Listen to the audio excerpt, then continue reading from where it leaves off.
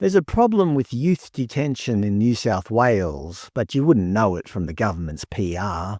If you check out the New South Wales Department of Communities and Justice Facebook page, it's all sunshine and lollipops.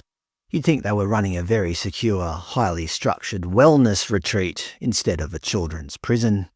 For example, they recently celebrated 3 young women who completed something called the Yinna Aboriginal program. Their Instagram described the program as focusing on healing and building healthier relationships through culturally informed therapeutic engagement. That's a lot of official sounding words for what sounds a lot like a group hug. But that's not all. A couple of days earlier, Cobham Youth Justice Centre on Dharug Country hosted a Middle Eastern Day to celebrate culture, connection and inspiration. Based on that alone, you'd be forgiven for thinking you'd accidentally stumbled upon a promotional video for a United Nations cultural festival. They're so focused on their inmates' cultures, you'd barely know you were in Australia. Earlier this month, they posted a video showing Aboriginal artists teaming up with young people at Baxter Youth Justice Centre to transform a therapy space with vibrant, meaningful murals. This was done to create a space that truly reflects and respects their cultural identities. The reality, of course, is a lot less rosy. They are prisons, after all, and no amount of cultural dance or therapeutic engagement can change that fact. For example, in February, The Guardian reported, number of New South Wales children in youth detention up by 1/3, new data shows. The article states that this increase is attributed to stricter bail decisions, even though overall youth crime rates have remained fairly stable. Although they do note that experts warn locking up more young people will not curb crime, and that the focus should be on early intervention and diversionary programs. I don't know, if you lock up all the criminals, surely there would be no more crime. But what do I know? But this next article, published last week, contains the main point I'd like to make. Thank you to the viewer who highlighted this.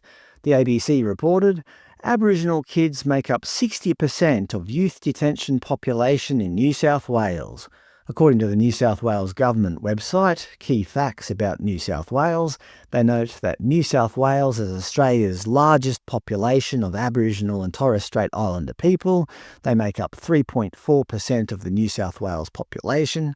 This means that if 60% of inmates are Aboriginal children, they are more than 17 times more likely to be incarcerated than one would expect. A huge overrepresentation. In the article, they interview the Chief Executive Officer of Redfern Legal Centre, Camilla Pandolfini, who upon hearing these statistics said, I'm shocked. It's a shocking statistic. All of us should be concerned, especially when the Australian Government and the New South Wales Government have committed to closing the gap, and yet the overrepresentation of First Nations children in custody is skyrocketing. According to the article, the main culprit behind the rise of Aboriginal children in detention is the New South Wales Government's stricter bail laws, which target repeat offenders charged with car theft or break and enter. Basically, if you're between the ages of 14 and 18 and you're out on bail for stealing a car, and then you steal another car, bail will not be granted again. It seems like a fairly reasonable position, but the experts don't like it. The CEO of the Aboriginal Legal Service, Carly Warner, said these punitive measures undo gains made by investment in diversionary practices. She said, locking kids up has never worked anywhere. Increasing child imprisonment has not only failed to reduce crime, but is putting another generation of children into an express training program for a life of crime and suffering. The New South Wales Government don't seem to really know what to do about this increased Aboriginal incarceration rate. Labor Party member and the Attorney-General of New South Wales, Michael Daly, told the ABC, the New South Wales Government continues to work closely with Aboriginal communities to address the drivers of crime and towards our closing the gap targets around imprisonment and reducing family and domestic violence. It sounds like a bit of a cop-out to me.